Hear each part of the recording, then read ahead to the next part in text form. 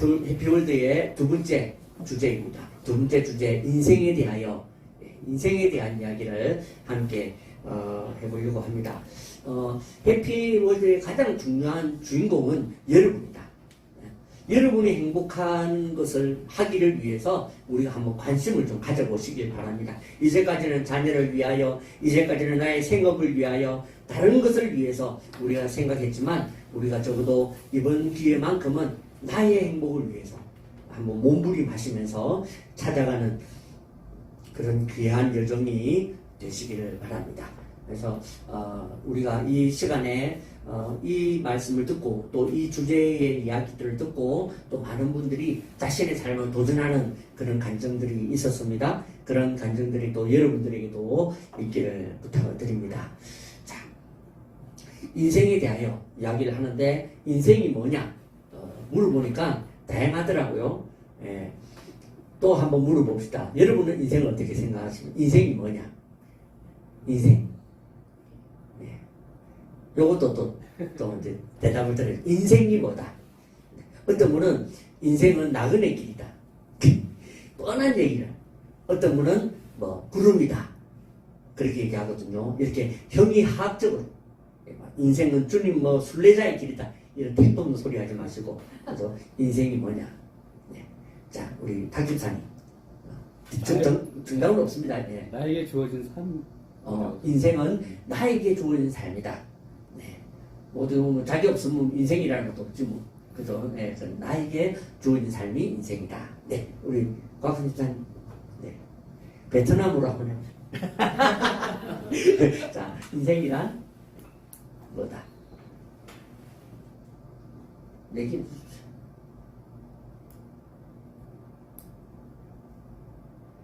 자꾸 저를 째려보지 마시고 겁나게 본인은 인생이 뭐라고 생각하십니까? 인생은 생활 그 자체가 생활 그 자체다. 생활 그 자체가 인생이다.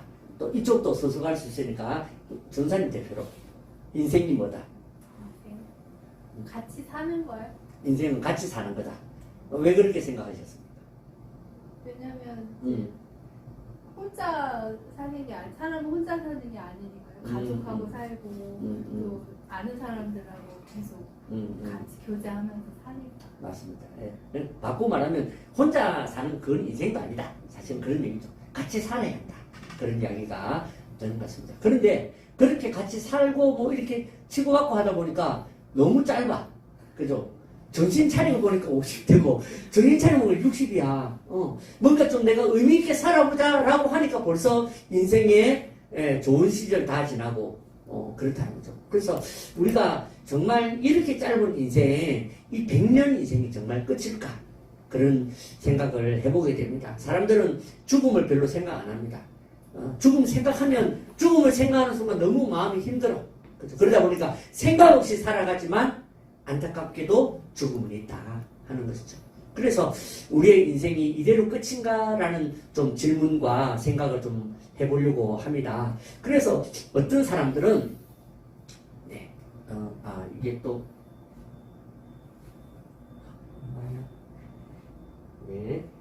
잠깐만요. 네. 이걸 제가 뽑았더니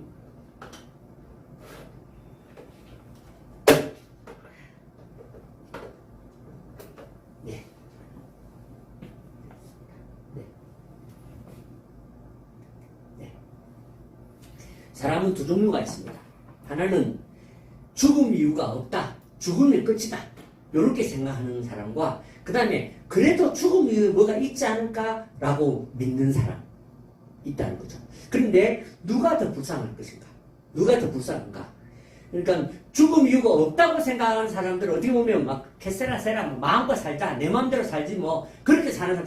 그런데 막상 죽고 난 다음에 죽음 이유가 있어. 그럼 그것이 얼마나 불행하겠냐는 거죠. 그런데 죽음 이유가 있다고 생각하는 사람들은 그래도 선을 행하며 삽니다. 그리고 착하게 살고 다른 사람들에게 베풀고 나누고 삽니다. 왜? 죽음 이유가 있다고 믿으니까. 그죠? 뭔가 죄와 벌이 있든지 그렇게 해서 살아가다가 나중에 만약에 예를 들어서 죽음 이유가 없다고 할지라도 가치 있는 삶이 된다는 거죠. 그래서 우리는 죽음 이후가 있다고 믿는 편이 더 오히려 우리의 삶을 잘 살게 해준다라는 것이죠. 그래서 오늘은 제가 여러분들에게 이 인생에 대한 이야기를 하면서 죽음 이유가 있다고 하는 사람들의 이야기, 죽음 이유가 있다고 하는 사랑의 이야기를 오늘 제가 여러분들에게 들려드리려고 합니다. 여러분이 교회를 다니고 교회를 안 다니고는 내가 결정하는 거 아니에요. 여러분이 결정하는 거예요. 저는 여러분들에게 예수를 믿어라 라는 이야기가 아니라 이 사랑의 이야기를 좀 들려드리면서 오늘 이야기를 진행하려고 하는 겁니다. 그러니까 마음을 좀 편하게 잡수시고 너무 믿어야 된다. 어떻게 하지? 난 안 믿을 거야. 이렇게 하지 마시고 편하게, 그죠? 제가 여러분들을 절대 속여 먹거나 그런 인간이 아니라는 것을 한 주 저를 보셨으니까 정말 이 이야기를 편하게 들으시면 오늘 이야기는 여러분들을 위해 굉장히 재미있는 이야기가 되리라고 생각을 합니다. 먼저 전제가 하나 있어요. 그 전제가 뭐냐면 하나님은 모든 사람을 사랑하신다는 거예요. 예. 모든 사람. 그러니까 착한 사람, 잘난 사람, 돈 많은 사람, 뭐 교회 다니는 사람을 사랑하시는 게 아니라 모든 사람을 사랑하신다는 거죠. 예. 그것이 대전제입니다. 그렇기 때문에 오늘 여러분들도 하나님의 사랑을 받고 있는 거예요. 우리가 잘 몰라서 그렇지. 그래서 하나님은 우리를 사랑하셔서 하시고 싶은 게 있습니다. 그게 뭐냐면 우리를 다 천국으로 데려가기를 원하신다는 거예요. 그래서 우리가 다 천국 가는 게 하나님이 원하는 것입니다. 그래서 하나님은 지금도 천국에서 여러분들을 기다리고 계세요. 빨리 오라고. 그런데 문제가 하나 생겼어요. 그게 뭐냐면 바로 죄라는 것입니다. 죄는 우리가 살아가면서 짓는 죄들이거든요. 거짓말도 하고 미워도 하고 이런 죄들이 생겼는데 이 죄로 인해서 우리는 결국 어떻게 되느냐? 가라는 천국으로는 못 가고 죄인이 되어버린 것입니다. 죄인이 되면 가는 곳이 있어요. 어디냐면 바로 지옥이라는 것입니다. 이 지옥이라는 말의 이 옥자가 감옥 갈 때 쓰는 옥자예요. 갇히다. 그러니까 죄를 지었기 때문에 당연히 지옥을 가야 한다라는 것이죠. 여러분들 가운데는 나는 별로 죄 없는데 내가 그래도 좀 착하게 살았는데 이런 분들이 있을 수 있습니다. 그런데 여러분 우리는 한 번만 죄를 지어도 그것은 죄인이라는 것입니다. 이 백지에 볼펜으로 점 하나만 찍으면 백지는 더 이상 깨끗한 종이가 안 됩니다. 그와 같이 우리에게 아주 아무것도 아닌 죄를 내가 지었다고 할지라도 그것은 죄라는 것이죠. 그래서 우리는 한 번만 죄를 지어도 죄인이라는 것을 기억하십시오. 자, 어떤 사람이 어떤 성인군자라고 그러다 철학자가 하루에 10번만 죄를 지어도 그 사람은 성인군자다. 10번만 죄를 지어도 이 마음으로 사람한테 안 들키고 그죠? 그렇게 10번만 죄를 지어 성인군자라고 하는데 하루에 한 번만 죄를 지었다고 합시다. 그러면 하루에 한 번을 죄를 지으면 한 달이면 약 30번 죄를 지은 거예요. 별거 아니죠. 근데 한 달 동안 30번 죄를 지었는데 1년 동안을 보니까 300번이나 죄를 지은 거예요. 무려 10년이 지났더니 3000번 죄를 지은 거예요. 전과 3000범이야. 몰랐죠? 여러분 지금 옆에 있는 분들이 다 지금 그 인간들입니다. 다 죄인들이야. 들키지 않았을 뿐이지. 그죠? 우리가 10년이야. 여기 보니까 대충 봐도 뭐 50은 다 넘으시거든. 지금 도대체 우리가 전과 몇 범이냐고. 신기하게도 어린 애기도 거짓말을 하더라고. 엄마한테 너 지금 뭐 했어? 안 그랬는데. 딱 어린 애기도 거짓말을 하고 우리 태생적으로 거짓말을 하고 살아요. 그러니까 그래서 우리가 아주 작은 죄를 지어도 우리는 죄인이다라는 것을 우리가 이해해야 합니다. 우리는 아무리 작은 죄도 죄인데 어려서 몰랐거나 들키지 않았다 뿐이지 다 죄인이라는 거죠. 우리 전에 곽근 집사님 그 교도소에 가서 그 어떤 분이 말씀하셨던 것처럼 말했던 것처럼 여러분들은 들켜서 잡혀온 거고 우리는 안 들켜서 밖에 있는 거고 그 차이밖에 없지 다 죄인이라는 것입니다. 그죠? 그래서 우리가 나는 죄인이 아니야 꽤 괜찮은 인간이야 라고 말할 수 있는 사람이 아무도 없기 때문에 우리는 죄인이다. 그러면 어디로 가야 한다? 우리는 어떤 모양으로든 감옥으로 가야 한다. 이 땅에서 있다면 감옥 교도소고 저 죽음 이후라면 그것은 바로 지옥이다 하는 거죠. 지옥이 얼마나 무섭고 그것이 얼마나 위험한지 막 불에 마치 소금 튀듯이 한다. 사람을 그렇게 말을 합니다. 그와 같이 감옥은 무섭다 하는 것을 기억하십시오. 그런데 이 감옥에 안 가고 싶은 거지 사람들이. 그래서 사람들이 머리를 썼어요. 어떻게 했냐면 자기가 좀 착하게 살고 선행을 좀 하면 그럼 내가 좀 천국에 가지 않을까 그런 생각을 했다는 것입니다. 그 다음에 내가 많은 물질을 다른 사람들한테 좀 쓰고 다른 사람들 앞에 제법 부자로 살아가면 그것이 바로 내가 좀 더 천국에 가는 것이 아닌가 하는 생각을 했다는 거죠. 그 다음에 열심히 수행하고 고행을 하면서 그렇게 합니다. 근데 제가 방금 말씀드린 것이 무엇입니까? 우리가 착하지 않아서 천국을 못 가는 게 아니라 죄 문제를 해결하지 못하기 때문에 못 간다는 거예요. 우리는 그러니까 딴짓거리를 한다는 얘기예요. 우리가 이것 때문에 천국 못 가는 것이 아니라 우리의 죄 문제가 해결되지 않기 때문에 우리는 천국을 가지 못한다라는 것을 말해줍니다. 그러면 이 죄 문제는 어떻게 해결해야 되는가 하는 것이죠. 이 죄 문제를 해결하기 위해서 우리가 하는 방법이 있는데 그게 바로 죄인이 죄인을 용서하는 방법이에요. 근데 죄인이 죄인을 용서하는 것이 도움이 되느냐? 도움이 안 된다는 것입니다. 여러분 교도소 안에서 죄인들끼리 서로 용서받고 용서하는 거 혹시 보셨습니까? 야, 너 무기징역 사형수가 너 저기 내가 용서해줄게. 이래가지고 밖에 나와서 저기 사형수가 저를 용서했습니다. 이러고 나오는 사람이 없어요. 왜? 죄인은 죄인이거든. 그죠? 그리고 거기서 서로 용서하고 용서했다고 하더라도 감옥 바깥으로 나올 방법은 없어요. 왜? 죄수들이니까. 그죠? 이와 같이 죄인은 죄인을 용서할 수 없다라는 것이 원칙입니다. 그러니까 우리가 우리의 인생에서 지은 죄는 우리가 아까 얘기했던 것처럼 내 선행과 내 재물과 내 노력으로 천국을 못 가는 이유가 내가 감옥 안에서 하는 짓이기 때문에 그렇다라는 거죠. 그렇기 때문에 우리는 천국을 갈 수 없다라는 것입니다.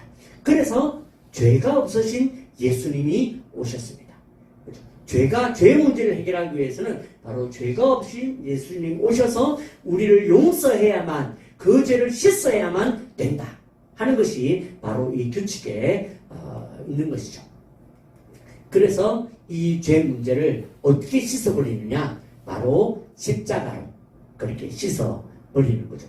이렇게 십자가로 우리의 죄를 씻어버림으로 우리는 이 십자가를 통해서 천국을 들어가게 되는 이런 귀한 새로운 길이 만들어진 것이다. 그렇게 말할 수 있습니다. 제가 여러분들 이야기를 하나 들려드리려고 하는데요. 어떤 그 옛날에 어떤 유럽의 어떤 마을에 그 형과 동생이 살았습니다. 형은 정말 동생과 함께 그 동네에서 정말 저기 골목대장도 하고 같이 막 장난도 치고 그렇게 하면서 재미있고 행복하게 지냈어요. 그러다가 이 형이 공부를 잘해서 공부를 잘한 이 형이 이제 서울로 수도로 가서 공부를 해서 재판관이 됩니다. 근데 동생은 형이 떠나고 나니까 이 자기를 이끌어줄 사람이 없는 거지. 그래가지고 다른 친구들과 어울려서 그만 죄를 짓게 된 처음에는 작은 죄, 도둑질도 하고 뭐 이랬는데 나중에는 그만 실수로 사람을 죽이는 살인자가 되어버린 것입니다. 그래서 살인자가 되고 나니까 이거는 진짜 그때 예전에 뭐 중세나 이럴 때는 보면 사람을 죽는 게 바로 그냥 사형이었어요. 그래서 이제 자기도 꼼짝없이 이제 죽게 생긴 거지. 그리고 이제 재판정에 간 겁니다. 재판장에 앉아가지고 이제 그 선고 받으려고 그렇게 앉아서 이제 두려움에 떨고 있는데 재판관이 들어오는데 보니까 자기 형이야. 그러니까 갑자기 이 친구가 얼마나 마음이 뿌듯해지고 따뜻해지겠어. 야, 형이 재판관이라니. 야, 그러면 적어도 나는 이제 안 죽게 생겼다. 그래가지고 처음에는 막 쫄아가지고 이렇게 있던 게 딱 형을 보는 순간 갑자기 어깨 힘 딱 들어가면서 야 모르지 너 우리 이런 사이야 이러면서 어깨 힘 주면서 건들거리기 시작했어요. 그리고는 이제 무슨 죄를 지었는지 쭉 얘기하고 검사가 말하고 변호사가 얘기하고 그러더니 이제 선고를 합니다. 선고를 하는데 재판관이 말이죠. 뭐 피고 무슨 7958번 그러더니 누구는 사형에 처한다. 그렇게 얘기를 하는 거예요. 그러니까 이 동생이 얼마나 놀랬겠습니까? 아니 자기가 죄를 지은 건 맞아. 그렇지만 적어도 죽지는 않지 않겠는가? 왜? 형이니까 날 죽이지는 않지 않겠는가 싶었는데 사형을 선고하는 걸 보고 깜짝 놀라죠. 그리고는 형이 일어나서 이제 개장하는데 그 형을 향해서 소리를 지릅니다. 재판장님! 재판장님, 저 좀 모르시겠습니까? 저 좀 보십시오. 제가 그럴 인간이 아닙니다. 저 7958번 아니라 저 이름이 누굽니다. 그러더니 막 가는 거죠. 그랬더니 막 소리를 지르며 형을 부릅니다. 야, 형, 응? 내가 당신 동생이야. 어떻게 나한테 이럴 수가 있어? 형, 내가 당신 동생이라고 막 소리를 지릅니다. 그런데도 재판관은 떠나죠. 그리고는 감옥 안에 들어가서 이제 생각을 해보니까 내가 얼마나 심각한 죄인이면 내 형이 사형을 내릴 만큼 내가 죽일 인간인가. 그래서 자기의 사형을 받아들이기로 하고 때를 기다리는데 어느 날 부릅니다. 그래서 이제 사형장으로 가게 되죠. 사형장으로 갈 때 사람들이 이렇게 순순히 그렇게 가지 않습니다. 얼마나 살아보려고 몸부림하는데요. 그 몇 메다, 그 한 몇 분. 그래서 예전에 서대문 형무소에서 사형을 집행했던 그 분들 중에 그 그리스도인들, 그 집사님들도 계시고 하셨는데 그분들의 그 간증을 들어보면 이렇게 데려가다 보면 오른쪽으로 가면 그 면회실이야. 문 밖으로 나가는 거고. 왼쪽으로 가면 사형장이에요. 그러니까 거기 가면 막 거기까지 갈 때까지 얼마나 마음이 무겁겠습니까? 과연 이 어디로 갈 것인가? 어떻게 될 것인가? 그러다가 면회실로 가면 살았다. 누가 또 왔구나 해서 또 면회를 하고 돌아오는데 그 마음이 정말 그 진짜 쫄리는 마음이 너무 힘이 들대. 그런데 가다가 이제 왼쪽으로 딱 들면 그때부터 갑자기 사형수들이 다리가 확 풀린다. 그 전까지는 막 어깨 힘주고 막 야 나 죽여봐라 이러고 하던 사람들이 그 사형장으로 가는 길로 들었으면 그때부터는 다리가 풀려서 옆에서 잡아주지 않으면 가지를 않는데 못 간대. 다리가 얼어가지고 그래가지고 갑니다. 가다가 일부러 자기의 그 고무신을 살짝 벗는데 벗어가지고 바로 얘기하는 게 아니라 10m 20m를 가는 거예요. 가다가 저 선생님 제가 고무신을 떨어뜨렸는데 제가 좀 신고 다시 오면 안 되겠습니까? 그래서 그 몇 초, 그 1분, 2분을 조금 더 살아봐요. 그렇게 하면서 사형장으로 들어가거든요. 이 동생도 그 길을 걸었다는 것입니다. 그냥 나 죽지 이렇게 간 것이 아니라 나는 이제 죽는구나 하고 그 길을 따라서 그 길을 갔는데 가서 가보니까 자기가 사형장으로 끌려간 것이 아니라 바깥으로 문 바깥으로 나가게 된 것이에요. 옷을 벗고. 그러니까 깜짝 놀라서 다시 문을 닫는 간수에게 말을 합니다. 아니 저 선생님 저는 지금 오늘 사형을 받는 사람입니다. 저는 지금 오늘 사형을 받아야 될 사람입니다. 왜 저를 밖으로 내보내십니까? 막 하니까 간수가 문을 닫으면서 조금 전에 당신의 형이 당신을 위해서 당신을 대신해서 사형을 받았습니다. 하고 문을 닫았다는 것입니다. 그러자 그 천문을 두드리며 동생이 울면서 형의 이름을 부르고 내가 죽어야 하는데 내가 죽어야 하는데 라면서 무릎을 꿇고 울었다라는 이야기가 있습니다. 이와 같이 죄 없는 재판관이 죄 없는 동생을 위해서 죽어야만 그 죄가 해결되지 사명을 한다고 해결되는 것이 아니다. 죄는 그렇다라는 것이죠. 이것이 바로 죄 없으신 예수님이 십자가를 졌다라는 그 이유다라는 것을 여러분들이 꼭 기억하시기를 바랍니다. 자, 우리는 예수님이 십자가를 졌다 그러니까 그냥 예수님만 십자가를 졌다고 생각하지만 그렇지 않습니다. 거기에는 반드시 필요한 것이 있어요. 그게 뭐냐면 하나님 아버지의 사랑이에요. 그러니까 하나님 아버지가 허락하지 않으면 예수님이 십자가를 질 수가 없어요. 아버지가 허락해야지. 여러분들의 만약에 자식이 어떤 지금 고통을 당하기로 어디로 간다. 여러분들이 허락하지 않겠습니까? 만약 허락하지 않는다면 못 가는 겁니다. 그죠? 그래서 그 하나님 아버지의 사랑이 있어야 예수님이 십자가를 지신다라는 것이죠. 저는 제 아들이 12월 28일 생이에요. 그러니까 사흘 만에 2살 돼버린 거예요. 그래가지고 다른 애들보다 특히 작았습니다. 거기다가 아이가 류마티스한다 아토피가 있어가지고 밤에 잠을 못 자다 보니까 안 자라고 못 자라는 거예요. 그래서 특히 작고 몸이 약했는데 아이가 이제 나중에 유치원을 갔는데 거기가 태권도를 하는 데였어요. 그래가지고 이제 태권도를 연말에 발표회를 하거든요. 태권도를 해서 이제 연말에 발표하는데 이제 나와서 처음에 이제 나오면 태극 1장 야 이렇게 하는데 저도 이제 가서 사진을 찍으러 갔는데 역시 우리 아들이 제일 잘하더라.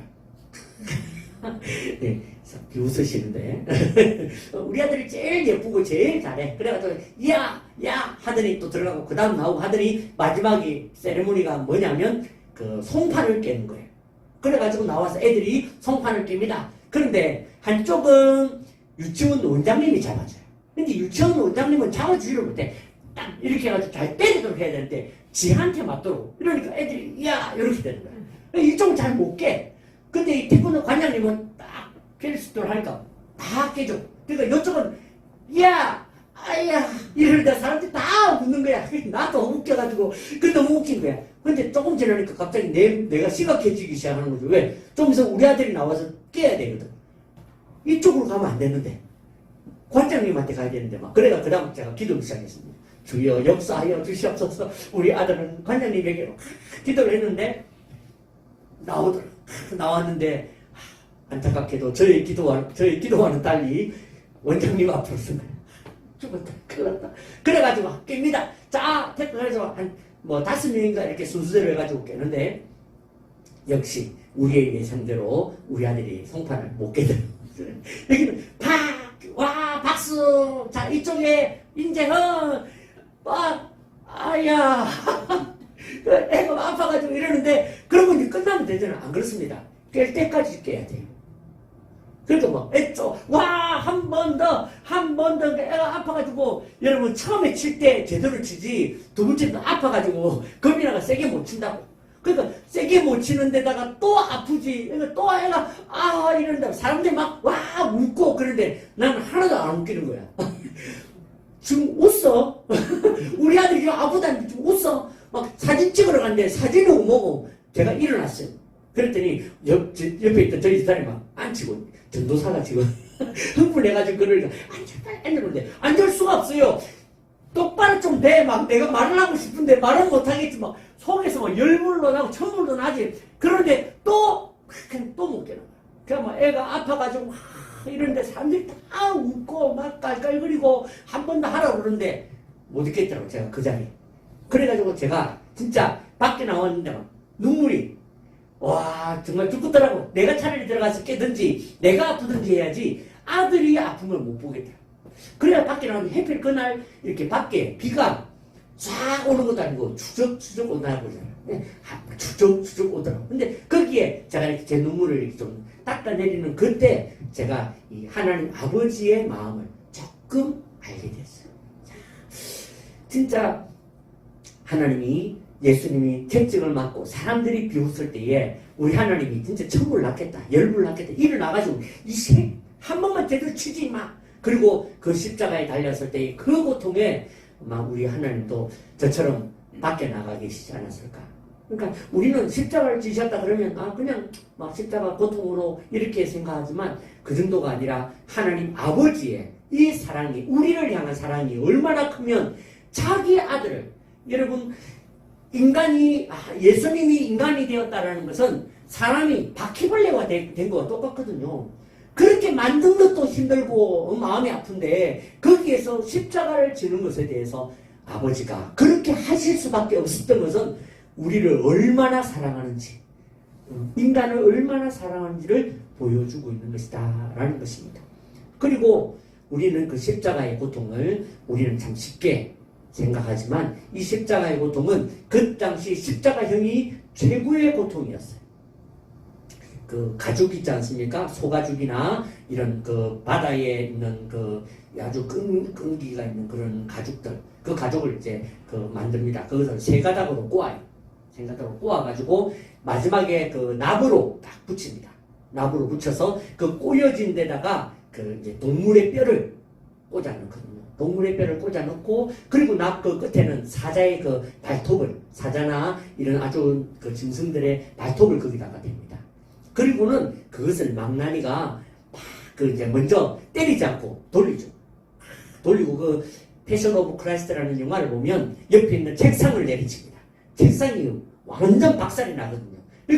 그러니까 이게 때리기 전에 벌써 사람 죽는 거예요. 그걸 보면 이게 지금 얼마나 무서운 건지 알지 이걸 막 보여주는 거예요. 그러면 2m 되는 그 채찍을 휙 하고 돌리면 그 현장의 사람들이 소름이 끼쳤다 라는 얘기를 합니다. 그리고는 이제 때리죠. 때리는데 어떻게 때리냐면 먼저는 채찍을 내려칩니다. 채찍을 치면 쫙 이렇게 손이 그어지거든요. 이쪽으로 치고 그 다음에 반대쪽으로 또 10대를 내려칩니다. 그러면 완전 X자가 되죠. 그렇게 해놓고 그 다음에 채찍을 어떻게 하냐면 돌려서 친다고 해요. 그러면 쫙 돌려가지고 뒤에 가서 그 짐승의 그 발톱이 등에 그 흐물흐물해져 있는 등가죽에 쫙 꼽히는 거예요. 그러면 망나니가 그걸 그냥 이렇게 돌리는 것이 아니라 뽑아서 빼듯이 그렇게 당기면 그 흐물흐물해진 등이 뜯기고 찢겨나간다. 그래서 완전히 등가죽에는 남아있는 살이 없을 만큼. 그리고 특히 망나니들이 유대인들을 만나면, 유대인들은 이 로마에 그렇게 많이 항거를 했던 민족이거든요. 그래서 유대인들을 특히 많이 괴롭혔는데, 유대인들을 때릴 때는 옆구리를 쳐가지고 창자가 튀어나오게 해서 채찍을 제대로 맞지도 못하고 죽여버리는 그런 참혹한 일이 있었다고 합니다. 대형을 칠 때 이게 보통 40대를 때린다고 그러거든요. 40대를 때리는데 40에서 하나 감았네. 39대를 때렸어요. 왜냐하면 40대를 때리면 사람이 죽는다고 그랬어요. 그래서 상징적으로 한 대를 감해서 사람을 때렸습니다. 예수님이 무슨 평소에 뭐 죄를 짓거나 싸움을 많이 해서 그 몸이 건장하신 것도 아니고, 그리고 예수님이 그것을 잘 맞을 때 옷을 입고 맞은 것도 아니고, 옷을 벗겨놓고 그 등을 치고 그 채찍을 쳐서 예수님의 몸이 다 찢어졌다. 그렇게 얘기합니다. 그리고는 옷을 입히죠. 그러면 이게 옷과 이 피 묻은 거 살이 다 떡이 됩니다. 그렇게 해놓고 십자가에 올라갔거든요. 그 십자가를 지고 올라가서 거기서 그 죄수의 옷을 벗깁니다. 그러면 막 살이 조금 그래도 좀 붙었고 아물어져 있을 것 같았던 그 살이 다 찢어지고 다시 피가 막 줄줄줄 흐르는 거예요. 그렇게 해놓고 십자가에 달아놓습니다. 십자가형이 힘든 것은 그 달아놓은 채로 피와 물이 다 빠져나갈 때까지 매달아 놓는 게 십자가형이에요. 그러니까 마지막 숨이 있을 때까지. 그리고 십자가에 못 박을 때에 그냥 이렇게 요런 손에다가 박은 것이 아니라 손목에다가 여기다가 십자가 못을 박았다고 합니다. 왜냐하면 로마 사람들은 여기부터 여기까지를 손이라고 불렀대요. 그래서 우리는 손에 박았다니까 손바닥에다 하는데 손바닥에다 하면 찢어져서 바로 떨어져 버립니다. 그래서 여기다가. 근데 여기가 뼈가 있어서 안 떨어지기도 하지만 여기가 모든 신경이 지나가는 자리예요. 그러니까 여기에 꼽아 놓으면 조금만 움직여도 그 통증과 고통 이루 말할 수 없는 상태가 되는 겁니다. 그리고는 예수님의 몸을 비틀어서 발목에다가 못을 박죠. 그러면 사람이 이렇게 달리는데 그냥 달려가지고 가만히 있는 게 숨을 쉬어야 되거든요. 숨을 쉬려고 하면 어떻게 하느냐면 다리에 이렇게 벽에 오늘 같이 집에 가서 한번 해보세요. 벽에다가 사람을 붙여놓으면 반드시 다리에 힘을 줘야 올라갑니다. 그렇게 숨을 쉬려고 하면 팔을 당겨야 돼요. 당겨야 숨이 쉬어지고. 그러니까 당기면 모든 고통을 받으면서 숨을 쉬고, 숨을 내쉬면 또 거기서 축 처지고, 또 축 처진 사람이 또 힘을 내고, 그렇게 하니까 이거는 숨 쉬는 것 자체가 고통이다 라고 말하는 것이 바로 십자가형이라는 것입니다. 근데 그 십자가형이 왜 했느냐? 우리 죄가 그렇다는 거예요. 전과 삼천범이야. 전과 삼천범이 받아야 될 죄와 형벌은 바로 그 정도 된다는 것을 우리에게 가르쳐 주고 있는 것입니다. 이와 같이 예수님이 십자가 지셨다는 것이 단순히 십자가를 졌습니다라는 의미가 아니라 이와 같은 고통과 사랑과 눈 감음이 있어야만 일어나는 일이다. 그게 여러분을 위함입니다. 나도 몰랐는데, 나도 태어나기도 전에 누군가가 나를 위해서 내 죄를 다 변상해 주었다니까. 그 변상이 우리에게 있다라는 것이죠. 자, 이것이 바로 오늘 십자가의 사랑이다 하는 것입니다. 이 십자가의 사랑으로 죄인이 다시는 지옥 가지 아니하고 천국 가게 된 것이 바로 이것입니다. 그런데 이것을 어떻게 주셨느냐? 공짜로 주셨다는 것이. 공짜로. 무슨 돈을 얼마 내라. 차라리 그러면 예수 믿을 사람들이 있어. 근데 예수님께서는 이걸 다 공짜로 주셨어요. 왜 공짜로 주셨는가? 이게 별거 아니라서가 아니에요. 값을 치를 수 없기 때문에 공짜를 주신 거예요. 보십시오. 여러분, 태양이나 이 햇빛은 우리에게 너무너무 소중하지만 이건 너무 비싸. 값으로 치를 수가 없어요. 그래서 이것을 우리에게 공짜로 준 겁니다. 그죠? 또 우리에게 공기도, 이 자연 공기도, 이 공기도 돈으로 값을 치를 수 없기 때문에 이것을 공짜로 주었다는 거죠. 어떤 사람들은 저 병원에 가면 공기 팔던데 그거는 공기를 만드는 과정에 대한 비용이지 그것이 그 자체가 아니라는 것입니다. 그죠? 그와 같이 이것을 우리에게 공짜로 주셨다 하는 것입니다. 그러면 예수님을 믿으면 어떻게 되느냐? 다시 말해서 예수님이 나를 위해 죽으셨습니다를 믿으면 어떻게 되느냐? 이 십자가에서 이 죄인이 예수님을 믿습니다. 예수님을 믿게 되면 우리는 바로 변화가 일어나요. 어떤 사람이 되느냐? 바로 의인이 된다는 것입니다. 의인이 되어서 우리는 영원한 천국으로 가게 된다. 이것이 바로 우리가 예수님을 믿으면 일어나는 일이에요. 뭐 죽기 직전에 믿어도 괜찮아. 지금 믿어도 되고 어릴 때 믿어도 되고 아이고 나는 너무 늦게 예수 믿는데 그런 것 없습니다. 다 예수를 믿으면 천국을 갔다라는 것을 기억하시길 바랍니다. 이와 같이 예수님이 십자가를 지심으로 우리의 죄를 주님 앞에 고백할 때에 그것이 깨끗함을 받는 사건, 그것이 바로 오늘 이 십자가의 사건이라는 것이죠. 제가 이제 여러분에게 이야기 하나를 하고 마무리 좀 하려고 합니다. 그 또리와 철이가 살았어요. 옛날에. 근데 어느 날 이 또리가 친구 철이를 집으로 초대했어요. 왜? 어릴 때는 보면 집에 어떻게든 자꾸 데려와서 뭘 보여주고 자랑을 하고 싶은가 봐. 그래 데려왔는데 철이한테 이 또리가 자랑하고 싶은 게 장난감인데 장난감을 엄마가 청소한다고 치운다고 그랬는지 저 위에 책장 위에다가 둔 거예요. 그래가지고 그거를 어떻게 내려올 수가 없어. 그래가지고 의자를 밟고 이렇게 조금 모자라. 옆에 보니까 그 선반이 하나 있는데 그 위에는 그 집에 그 가문으로 여기는 도자기가 하나 있었습니다. 그래서 그 도자기 선반 옆에 빈 곳에 발을 딛고 하나, 둘, 셋 이랬는데 이게 너무 힘을 주는 바람에 이 선반을 발로 밀어버린 거예요. 그랬더니 도자기가 한번 흔들 하더니 떨어져가지고 팍 하고 박살이 나버린 거예요. 도자기. 근데 어떻게? 그러니까 둘이서 아무 생각이 없는 거죠. 근데 이럴 때에는 당사자보다 옆에 있는 제3자가 확실히 머리가 좋아. 그래서 철이가 말했습니다. 야, 또리야, 우리 이거 비밀로 하자.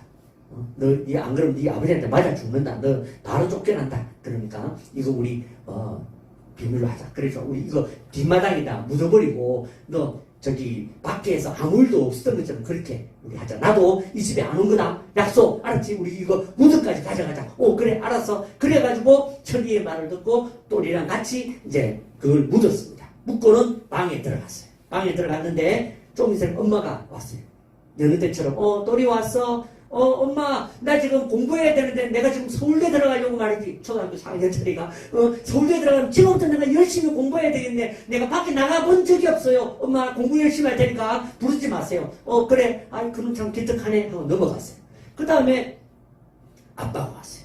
아빠는 큰일 났다 이러는데 아빠가 오더니 또리야 불렀어요. 보통 때 같으면 또리가 나와가지고 아빠한테 뛰어와서 막 안길 텐데 안 나오는 거야. 이놈이 뭐한대? 그랬더니 저기 애가 서울대 들어간다고 그러네요. 뭐라고? 야 웃기고 있네. 그러고 좀 있으니까 여보 난리가 나면 남편이 왜요? 그래 와버리니까 야 도자기 어디 갔어 도자기? 우리 집에 이거 가본데 이 도자기 어디 갔냐고. 나는 몰랐네. 어떻게 됐어? 야 또리야 나와봐라. 저는 지금 바빠서 한 번도 나가본 적이 없어요. 제가 지금 공부해야 되거든요. 아니야, 그래 나와봐. 그래 나갑니다. 나가는데 애가 보통 때 같으면 힘차게 나갔지만 지금은 그럴 입장이 안 되는 건 벌써 다리가 흔들려. 다리가 흔들면서 그리고 얼굴이 노래. 그러니까 누가 봐도 얘가 한 짓이야. 그러니까 얘가 나가가지고 아빠 오셨어요. 뭐 그러니까 아빠가 딱 그걸 보는 순간 이 아이가 도자기를 깼구나. 그런데 그날 아빠가 얘를 혼내고 싶지 않은 거지. 그리고 이 아이가 사실은 솔직하게 말해서 아빠의 사랑을 좀 받으면 좋겠다 하는 마음이 있어서 물었습니다. 야 도자기 너 혹시 봤니? 아니요, 저는 도자기를 본 적이, 우리 집에 도자기가 있는 줄도 몰랐어요. 아빠, 제가 지금 공부를 해야 되는데 들어가서 공부해야 되니까 들어갈게요. 그래, 들어가라. 그러고는 저녁밥 먹는데 나오라고 하니까 나오지도 않습니다. 아빠, 내가 좀 오늘은 배가 좀 불러가지고 내가 먹을 생각이 없어요. 하고 공부한다고 했는데 공부가 됩니까? 그냥 종이에다 계속 그 선만 긁고 도자기 쓰기만 하고 밤에 자는데 잠이 옵니까? 막 밤에 잘 때 꿈에 막 도자기가 굴러와서 자기 깔려 죽는 꿈도 꾸고 막 피해 다니고 난리가 난 거야. 악몽을 꾸고 새벽에 일어나가지고 학교 간다고 가방 메고 나가는 거야. 그러니까 엄마가 야야 밥 먹고 나가야지. 엄마 나 지금 밥 먹을 생각이 없어 하고는 나갑니다. 가다가 또 길에서 앉아있고 또 가다가 앉아있고 야 내가 지금 이대로 집을 가출해야 되나 심각한 고민을 하면서 가고 있는데 어제 그 철이가 온 거야. 야 또리야 너 어떻게 했니? 들켰니? 아니 안 들켰어. 어떻게 말했어? 말했어. 오 잘했다. 야 우리 이 비밀을 죽을 때까지 지키자. 약속. 다시 약속하자. 근데 또리야 내가 오늘 가방이 좀 무겁다. 내 가방 좀 들어줄래? 가방 일명 가방 모찌를 하라는 거야. 나 지금 무거웠다. 지금 밥도 뭐 힘들다니까. 그래? 그럼 할 수 없이 내가 도자기 얘기를 좀 해야 되겠는데. 내가 들어줄게. 알았어. 너 얘기 안 한다고 그러잖아. 아니, 나 얘기 안 하고 싶은데, 네가 들어줘야 내가 그러지. 하고는 가방을 들어줬어. 그러고 학교를 갔습니다. 그랬더니, 학교 갔더니, 빵 사달라고. 내가 지금 돈도 없고, 나 안 돼. 도자기, 알았어. 내가 사줄게. 그래가지고 또 빵도 사주고, 그래서 나중에는 다른 친구들 가방까지 매라고 하는 거야. 그래가지고 하루 메고 가고, 올 때 메고 오고, 또 만나면 막 도자기 얘기하고, 막, 그러다가 나중에 음악 시간에 도레미파솔라시도만 해도 막 가슴이 철렁철렁 뛰는 거야. 그래가지고 4일, 5일, 막 일주일이 됐는데 애가 밥도 못 먹고 완전히 이제 반쯤 죽게 생긴 거야. 그래가지고 이 아들이 울면서 내가 이래 죽거나 저래 죽거나 똑같이 죽는 거 맞는데 내가 차라리 시원하게 속 시원하게 말하고 밥 먹다가 맞아 죽자. 이런 생각이 들어서 이제 아빠를 기다렸습니다. 마음에 다짐을 하고. 그런데 아빠가 들어오는 소리가 들려요. 그러니까 이 아들이 막 뛰어나갔죠. 그래가지고 아빠를 봅니다. 그러니까 오늘 또리가 무슨 일이야? 아빠 내가 오늘 할 얘기가 있는데 그러니까 아빠 벌써 딱 알겠는 거지. 그래 얘기해봐. 뭔데? 아빠 사실은요 내가요 도자기요. 그러는데 아빠가 아들을 팍 끌어안습니다. 또리야 내가 다 알고 있어. 근데 나는 네가 아빠를 무서워하지 않고 아빠한테 솔직하게 말해주길 내가 바랬단다. 그러니까 아빠가 아빠에게 그 또리가 품에 안겨가지고 막 울면서 아빠 미안해요. 아니라니까. 나는 그 도자기보다 나는 너를 더 사랑한다. 그리고 그 아들이 거기서부터 마음의 자유함을 얻으니까 밥을 뭐 얼마나 먹는지 막 거실을 뛰어다니고 전혀 거칠 것이 없지. 그리고는 그 다음날 학교 가는데 역시 철이가 또 뒤에서 보는 거야. 야 또리야 그래 왔어. 너는 오늘 좀 목소리 힘이 있다. 야 오늘도 내 가방 무거운데 가방 좀 들어줘. 오늘은 싫은데. 야 너 가방 들어줘야지. 무슨 소리야. 가방 들어야 돼. 난 오늘 가방 들어주기 싫어. 그래? 나 가서 말한다. 말해. 뭐? 아니 너 있잖아 그거 말해. 가서 말해봐. 내가 가서 말한다니까. 왔는데 가서 말한다니까.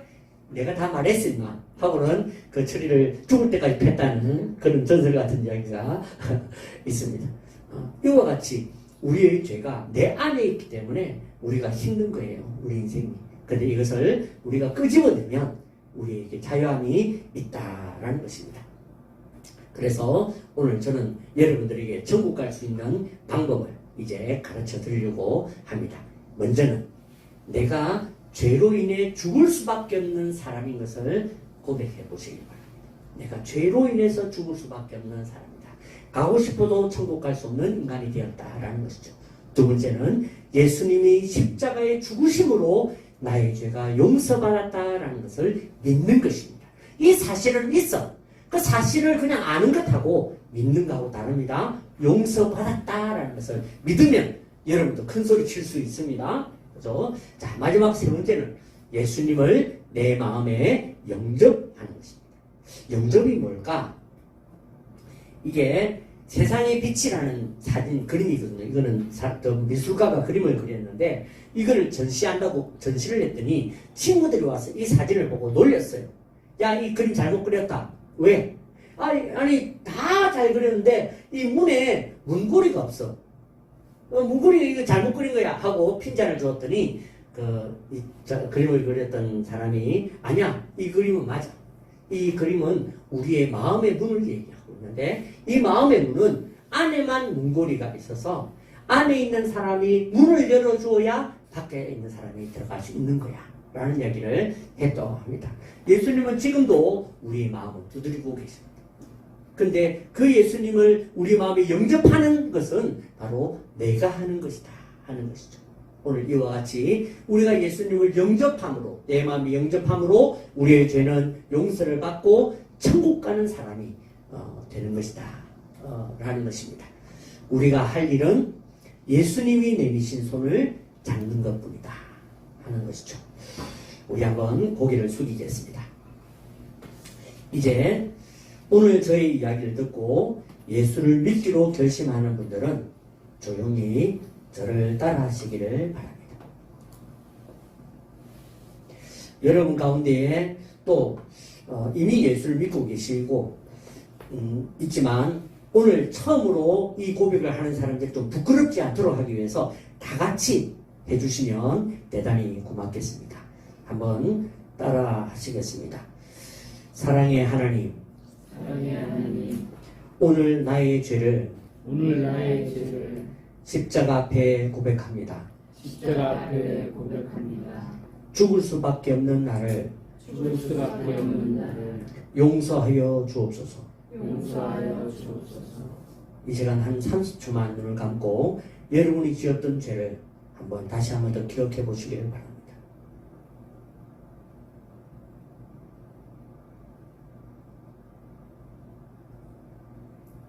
계속해서 따라 하시겠습니다. 이제 내가 예수님을 내 마음에 영접하여 나의 구세주로 나의 주인으로 모시기를 원합니다. 예수님 내 마음에 오시옵소서. 예수님 내 마음에 오시옵소서. 이제 나로 하여금 지옥이 아닌 영원한 천국에 들어가게 하심을 감사합니다. 이 믿음으로 나의 질병의 문제가 나의 어려운 문제들이 다 회복되게 하여 주시옵소서. 예수님의 이름으로 기도합니다. 아멘. 제가 계속해서 기도하겠습니다. 살아계신 하나님, 오늘 감사드립니다. 오늘 이제 자신이 죄인임을 인정하고 자신의 죄를 고백하며 예수님의 십자가를 붙들기로 결심하는 이 자리에서 이 고백을 하신 우리 사랑하는 모든 분들, 모든 어르신들에게 주님의 은혜를 더하여 주시옵소서. 내가 지은 죄로 인하여 내가 힘들고 어렵게 살아왔는데 이제 예수님을 나의 구주로 모시고 내가 이제 지금 비록 세상에서는 어렵게 살았지만 영원한 천국에서 행복하게 살 수 있도록 주님 도와주시옵소서. 이제 이것이 그저 오늘 내가 한번 한 이야기가 아니라 우리에게 이 마음이 이것이 계속 믿어져서 우리가 이 믿음을 가지고 살아가는 그런 회복된 인간이 될 수 있도록 도와주시옵소서. 우리 사랑하는 우리 모든 어르신들에게 주님의 은혜를 더하여 주시고 하나님 앞에 감사하며 행복하게 남은 생을 살 수 있도록 역사하여 주시옵소서. 이 모든 말씀을 우리의 죄를 위하여서 십자가를 지시고 죽으셨다가 다시 부활하신 예수님의 이름으로 간절히 기도하옵나이다. 아멘. 네, 박수하겠습니다.